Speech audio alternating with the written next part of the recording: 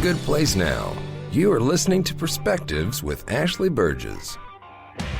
Welcome back live to Live Your True Life Perspectives, and I'm your host, Ashley Burgess. On today's show, I'll be talking about the fear of change. I think that the fear of change is one of the biggest fears that many of us have because we are creatures of habit. Us humans like habit. We like to be doing the same thing to some degree. We like to kind of get into that routine. And when we get into a routine, it's hard for us to get out of it. A lot of us actually get stability from a routine. You know, remembering back to when we were in elementary school and middle school, and how that routine of that daily class structure and getting up at a certain time and doing those things really went a long way to our ability to get out of bed, to do the work we needed to work, and to really feel consistent. And it's interesting when we become adults and all that stuff and we're working on our own sometimes, it can be overwhelming because we don't have a routine. And what do we look for? We look to create a routine. And so when we're living by different routines and having that consistency, the fear of change is very real. Later on in the hour, Reggie Harvey. Reggie Harvey joins me live in studio to talk about his fear of change when he was diagnosed with a near-death illness. I mean, think about that. You're going through your life. You're living it normally. You're working. He was overworking. Some might say that he might have been a workaholic, and he was really focused on that. And then all of a sudden, one day he's not feeling well. He goes in to run some tests, and he finds out that, well, he's got this situation, and he needs a transplant. And it changes his life. And think about how drastic your life will change on something like that. And those are the things that we don't really think about. Those are the things that can really get to us. And I think many of us have dealt with major changes in our life. Some of us have dealt with some, decent changes. And some of us have dealt more on the mild side of changes. But, we never know when something's going to happen. We never know what something's going to change. And so how do we deal with this? Well, before we can really talk about how we deal with change, I want to talk about how we become creatures of habit. It gets really easy to kind of be the creature of habit doing the same thing every day. We can really get ourselves lulled into that state. And when we get lulled into that state, many times more than not, it can take us a long time to get out of it, a long time to make changes. But normally we don't make changes to that state, right? Normally what happens is the changes are pushed upon us. We do not have a choice. And so that's one of the biggest reasons why change can be so challenging, is that change might have not have been implemented by us and had nothing to do with our choices. It got thrust upon us in a situation when we are not ready for it. I know that change, I've been through change throughout my life, and I know that change can be tough. And I think that sometimes when it's pushed upon us, it can be very challenging and very scary. But a lot of times we can deal with it better than the change that we actually have to do on our own. And I know that many of you out there right now are listening to the show, and there's something that you need to change in your life. There's something that you need to change, and you need to move on with your life. And it might be a very challenging, tough decision to make. And, I'm actually going through a challenging and tough decision right now. And I'll talk about it, because I've always been very open and honest on the show. And I like to just be me. And that's just how I live my life, being authentic and just putting it out there, because there's really no other reason. I mean, why not? We're all humans. We're all growing and learning and being the best and being the best version we can be of ourselves. And so I think that this can help other people too. And I believe it can help you. So, I'm going through some changes as well. I've been actually, the show has been housed on the same station as far as, the parent station for a very long time. And so I'm actually thinking about making some major changes with some offers that have been put on the table.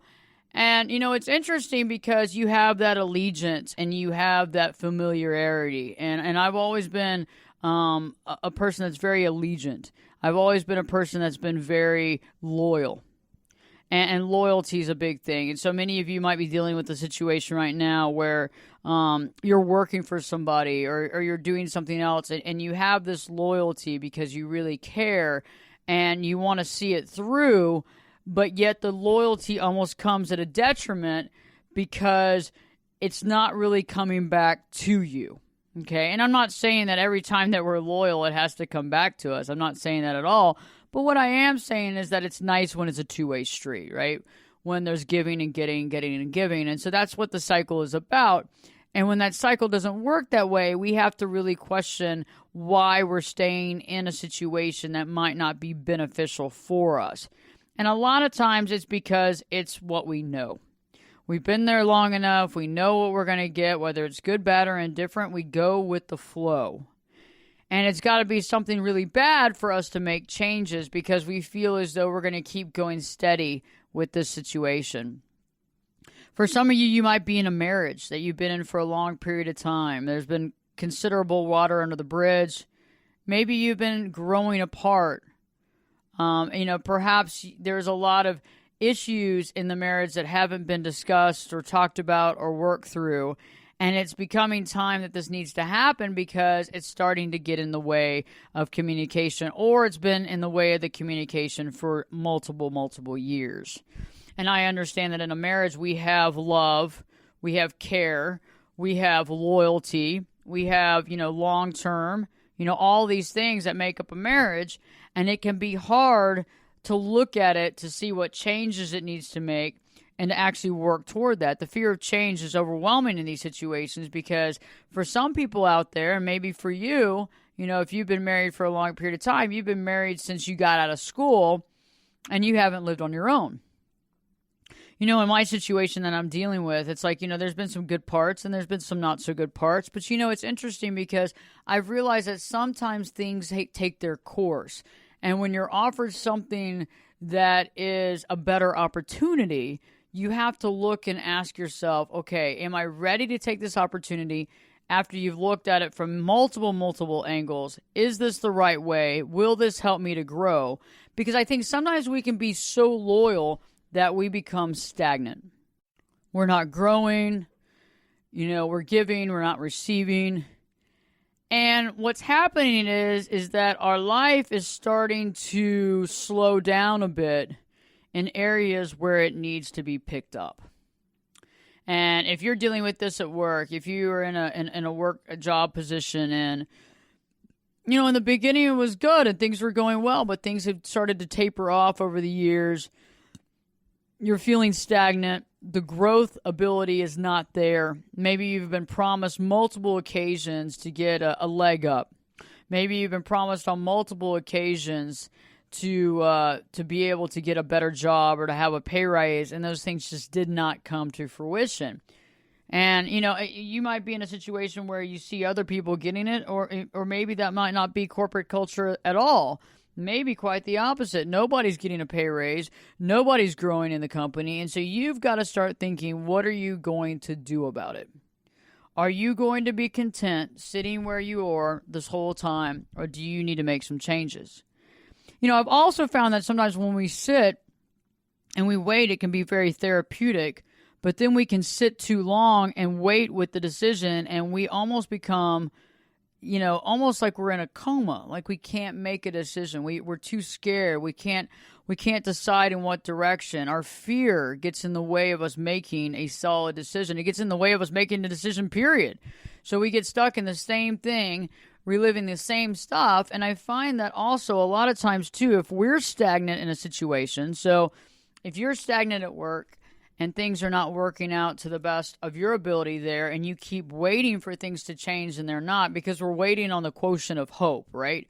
The quotient of hope that one day the promises will come about and things will happen and that will all open up. But I don't know about you, but hope has helped me in some occasions, but hope has also not been a reliable factor to wait around for a very long time. And I've also found that when we are in kind of a holding pattern, right? When we're in a holding pattern in life, some of the people that we're spending the most time with could also be in a holding pattern, and we're actually mirroring them, or they're mirroring us, because we haven't made the choice and the step to move on and to take the risk. I know that leaving a job position, or for my situation, moving the station that houses my show, the parent station, and moving it somewhere else after 8 years is a huge decision. But I know that it has to be done for the growth of the show.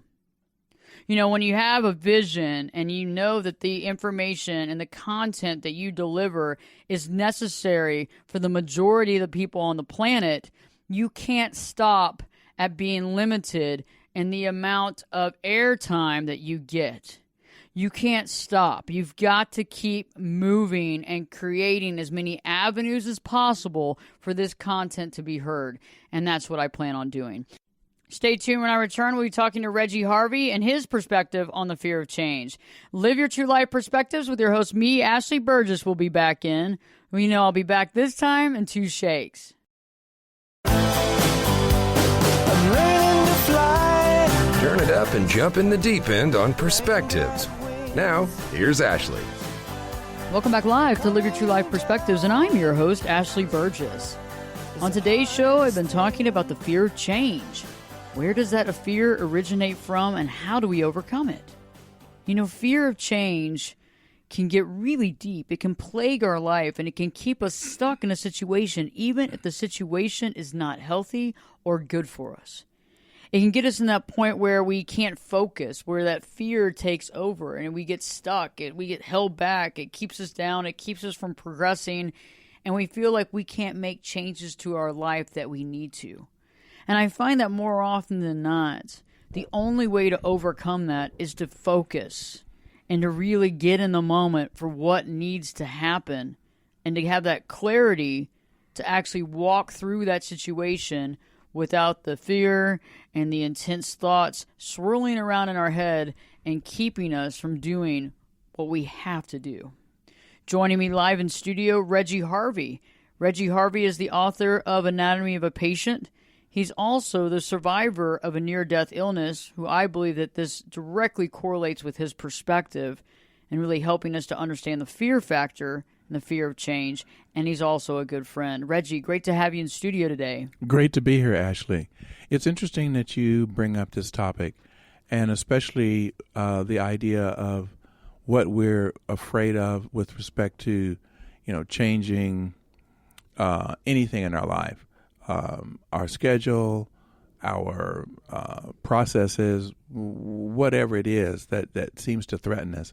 And I think this fear of this fear or the feeling of being threatened comes from a false sense of security in maintaining the status quo. A lot of times, like down here in Texas, we have a saying about post turtles. They've been put on a post. They don't know how they got there, and they sure as hell don't know how to get down. And you have a lot of people in positions at work. They have a title. They don't know how they got there. They don't know what they're supposed to do while they're there, and they don't know how they're going to get out of it. So every day they're afraid they're going to be discovered as frauds. And they have to wait for somebody to pick them up and move them. They can never actually instigate change on their own. So they're afraid not to change, and they're afraid to change. They're just afraid. This false sense of security of being in control of our lives, I learned very quickly when I got my diagnosis. I was on a path. I had a plan, what my retirement fund was going to be, how many more years I was going to work until retirement. I never thought past retirement. I just was working up to that. And then, boom, I was pulled off of that trajectory altogether and realized that I had been sick for the previous 20 years and didn't know it, never exhibited any symptoms of it. And I was so sick that I could have died in my sleep. That's what they told me. It made me realize that, I could not get derailed from a fear of what might happen. In fact, the day that I got the diagnosis, I resolved the fact that, did I have regrets for the life I had lived? And I figured out that afternoon that no, I really didn't. If I died that night, it was going to be okay. I wasn't going to be trying to cling frantically to life. I screwed some things up. If I could fix them, I did. If I couldn't, I owned them. I apologized. I tried to learn from them. And that overall, I had been exposed to a lot of things throughout my entire life that most people never get to see or do or enjoy, and that it had been pretty good. Not everything worked out like I wanted, but that was okay. So I surprised myself realizing I was good with it. I preferred not to leave this planet right now, but if that was what was going to happen, I was okay. At the same moment I made that epiphany, the second one that followed right away was, well, how do I want to live if I'm going to continue to go on? And that's where you talked about focus. I realized my focus was not just surviving. I didn't want the doctors to just keep me alive. I wanted to get better. I didn't know what that meant, but I wanted them to understand I was here for the long haul, even if that was only a day. I wanted to get better that day. So that was my new focus. So I exchanged focus for the fantasy of control. And I had to let go of a lot of assumptions I had made about the quality of my life. I had to not worry about what was going to happen to me day to day that first year because my body was physically exhausted fighting off this disease without any medication or any therapies. And then as the therapies were applied, my body was going to react to them, and nobody could predict how it was going to happen. I couldn't be afraid of losing certain facilities for a day or two or having pain in a certain way. I had to always approach it from, well, tell me what's going on. Why do you think this happened? What do we do about it to not make it worse? And realized one friend of mine told me, she's in a medical profession, she said, your life is never going to be what you think is normal again. Every day is going to be a new normal, and you have to be good with that. And for some reason, that terminology helped me. It wasn't that I needed to frantically try to hold on to what had been before, because what had been before may not have been actually good for me. I needed to be able to embrace what was going to happen to me today and determine whether this was a state I wanted to keep or whether this was a state I wanted to transition from. And so I learned to not let fear of change be an issue because in my case, my condition was going to change daily. And I couldn't be afraid of where those changes were going to take me. But I had to be, mindful, and I had to be engaged. I could never let myself be in denial or ignore it or pretend anymore. And this was actually a freeing experience because suddenly I realized that any time that I spent with anyone had to be quality time. I didn't have time to waste. And the other thing is I realized that every day I woke up was either Christmas or New Year. I got one more day. So we're going to live this day to the fullest. We're going to make everybody around me feel great. In fact, I learned that too. I freaked out about people reacting to me being sick and having a terminal illness. And I asked someone else who had survived cancer about that. And she said, I hate to tell you, but that responsibility is on you too. I know you're busy being sick, but you have to make people comfortable with you. So there are a lot of hilarious stories about how those interactions worked, but the whole thing about living a quality life every day and not being afraid of what was going to come tomorrow, and accepting my mortality, meant that change was inevitable and change could be a good thing. Even the change of succumbing to a terminal illness and finding out that you might be able to live with that terminal illness as a chronic illness, depending on the discipline that you take and the interest that you take and the value and focus that you take on what is my end goal. My goal was to thrive. If you want to know more about my journey, just simply go to reggieharvey.net and you can read about my diagnosis. You can read about my life. You can read about some of the conversations that we have had here. And I so appreciate your bringing me into this conversation. I feel that Reggie totally explained the fear of change at a level that many of us actually go through. You might have a family member or a friend, or maybe yourself, has gone through a major health scare, a major life-changing health situation that has really turned the idea of life and what you value upside down. It's interesting what's important to us after something like that takes place. It's interesting how what we value changes on a dime. It's interesting how we spend our time changes on a dime. And it begins to make us question what we've put so much stock into. We begin to question it, and we really put it into perspective, realizing some of the things that we've been doing that's not necessary, realizing some of the things that we haven't been doing that we need to start doing, and begin to prioritize our life. Stay tuned. When I return, I'll be talking more about the fear of change and how it becomes such a fear and how we can begin to overcome it. Live Your True Life Perspectives with your host, me, Ashley Burgess, will be back in. I'll be back this time in 2 shakes.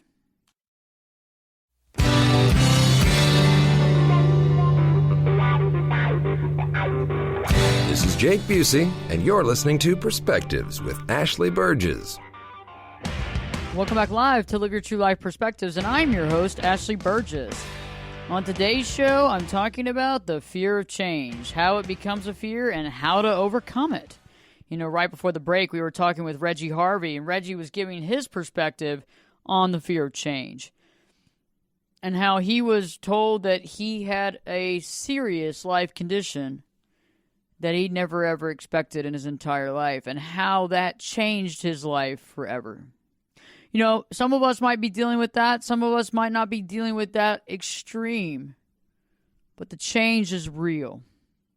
And so how does it become a fear in the first place? You know, how does change become a fear? Well, you know, like I was talking about earlier, we are creatures of habit for sure.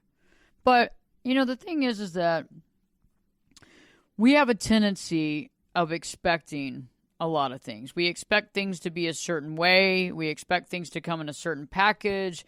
We expect. And in my latest book, The 10-Day Challenge to Live Your True Life, I write a chapter in there called Expectations Are Overrated. And we have a tendency of expecting things to be a certain way. We can expect our whole life out of living. And I'll give you a good example. And it's a funny example, but I think many of you might understand it. So you decide to take a vacation. It's the first vacation you've taken in a year. You desperately need it. You found the place. You found the hotel. You found everything online. You looked at everything. You looked at all the pictures. You made your decisions. All that good stuff, right? All that good stuff. And you get there. And you get there. And you get there and you arrive, and it's not like the pictures looked, right? Not at all. The pictures might have been taken 14, 20 years ago. Maybe not even on the same property. And you begin to get upset and angry about how things are not fitting into the way that you want them to fit in. And it starts to become a problem. Well, think about how we do that on vacation and how we get into a bad mood and we decide that we're unhappy, and it's not until we pretty much get back home that we realize that we pretty much squandered that entire trip being upset because it wasn't up to our expectations. Now think about our life. We have opportunities. We go to events. We have changes in our career. We have all these ups and downs. And a lot of times we expect certain things. We don't expect certain things. We expect something to go a certain way and it doesn't. And it ends up causing us great pain. And I found that when we begin to realize that expectations are overrated and we begin to let ourselves be more mindful, not so much in the thinking mind, right? We get out of that thinking mind and thinking and rethinking and hashing and rehashing over every single thing, and we begin to get into the mindful mind where we allow these thoughts to leave. The more and more we think about things, the more and more distance we have. The more distance we have, the more incomplete we feel. And this becomes a problem.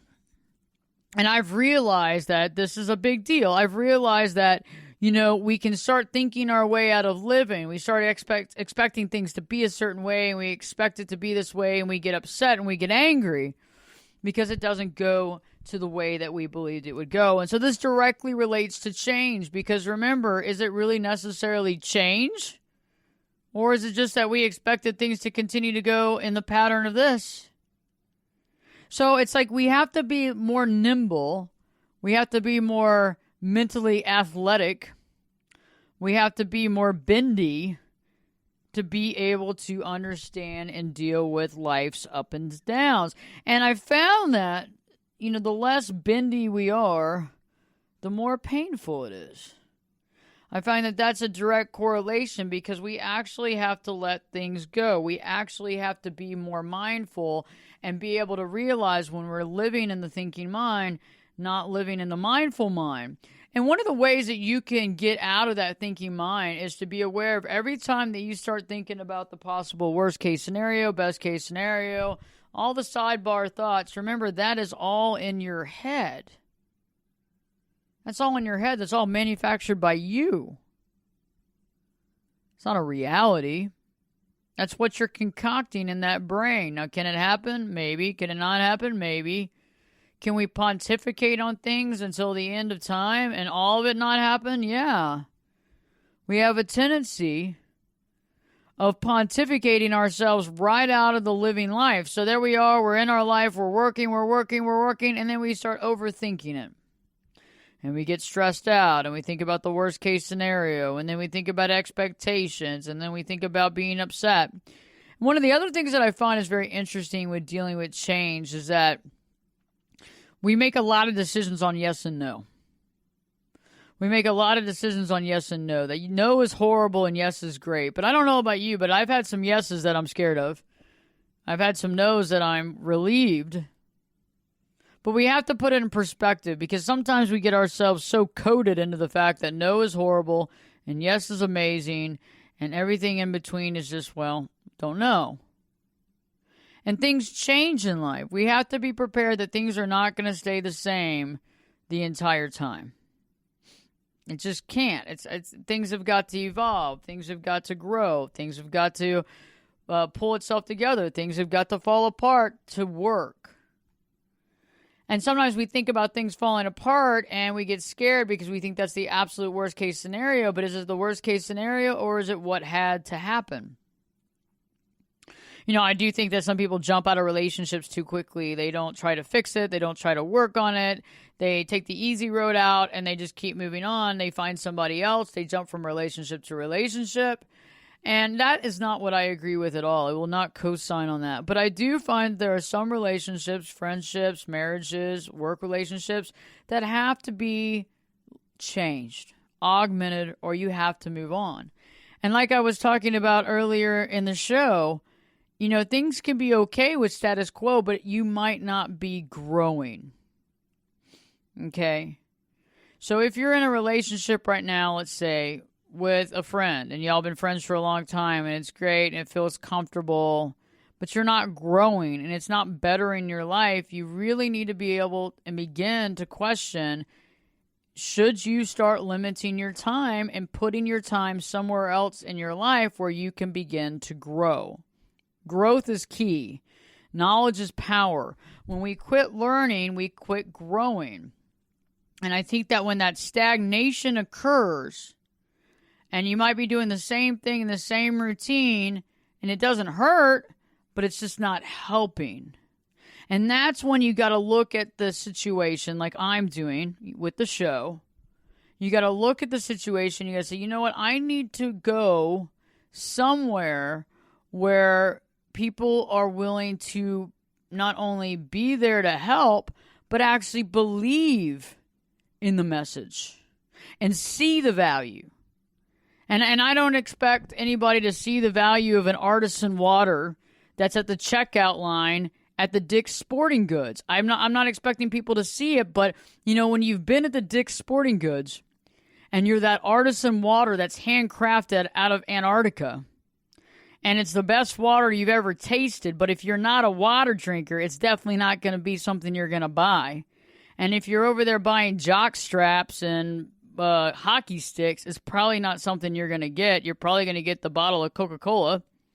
That artisan water is going to be overlooked. And if somebody in the organization does not value the artisan water, or they have to, they might value it, but they're too scared to stand up for the artisan water, because if they stand up for the product, they could lose their job if it doesn't work. And so you find yourself in a catch-22 position where there might be people that believe in the product, but they're not going to put it out there because they don't want to take the risk.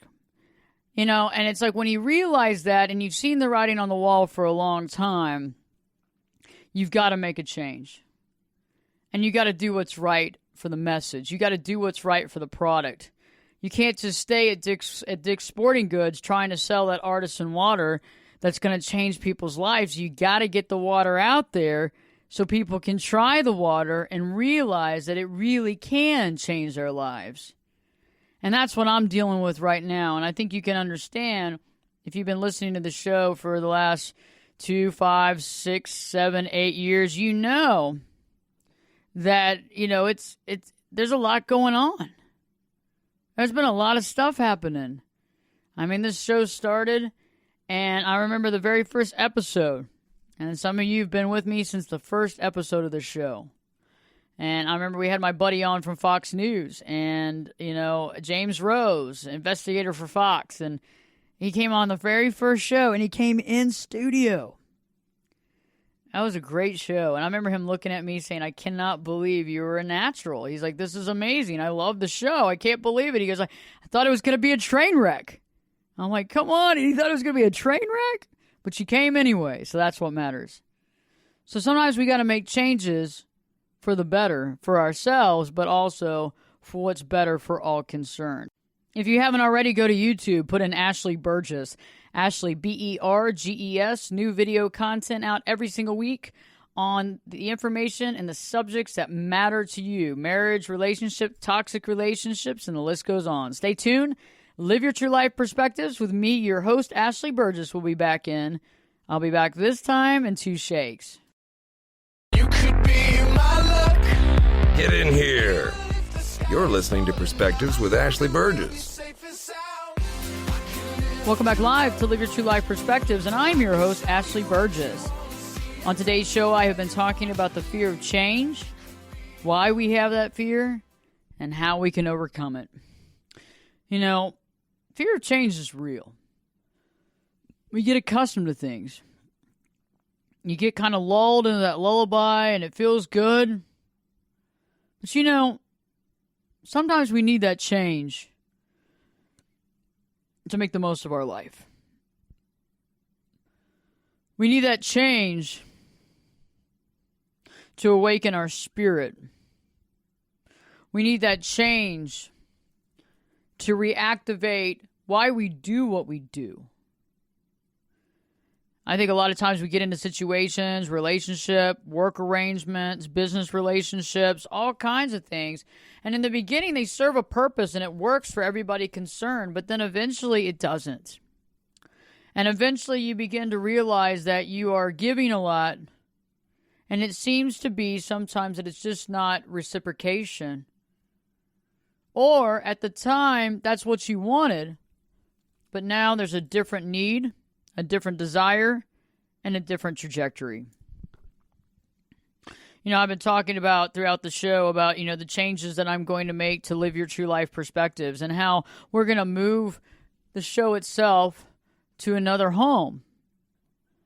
And, it's always challenging and overwhelming and scary, but at the same time, it's the right thing to do when it's about the message, when it's about getting the product out there, getting the public, getting the listeners to connect and getting that to be shared so that we can make changes to our society. The show is based on, psychology, but it's really based on what's best for the individual. It's based on the whole concept of living your true life and understanding yourself, and based on self-help and being able to understand and to discover yourself and have that self-discovery that some people never get a chance to do. Some people never get a chance to discover themselves. They never get a chance and an opportunity to see that. They never get a chance and an opportunity to understand that because they don't take the time and they weren't raised in a family dynamic that knew about it.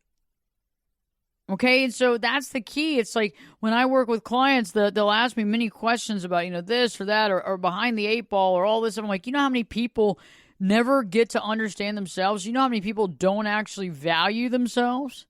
Do you know how many people have the lowest self-esteem and self-worth? And do you know how few people in the world, though, on the flip side, actually love themselves unconditionally? How many few people in the world can actually be on their own and feel good about it and not have to be in a relationship that's toxic because of the fear of being alone?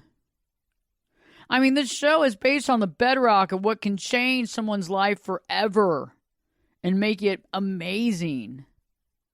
But the content has got to be heard.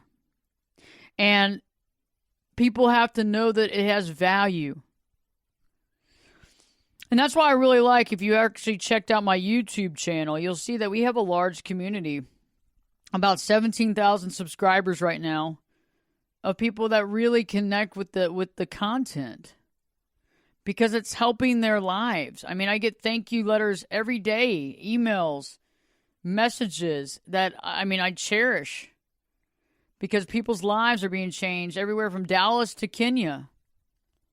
And that's something that, that's what it's all about.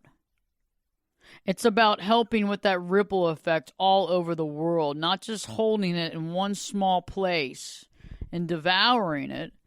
It's making that opportunity available for every person on the planet and making it where it's able to be heard. I thought that Reggie's perspective is so powerful because he's coming from a position that few people come from. But I think more often than not, unfortunately, because of the environmental situations and the food and what we're dealing with in our society today, more people will deal with. More people than not will go through situations like what Reggie is or get close.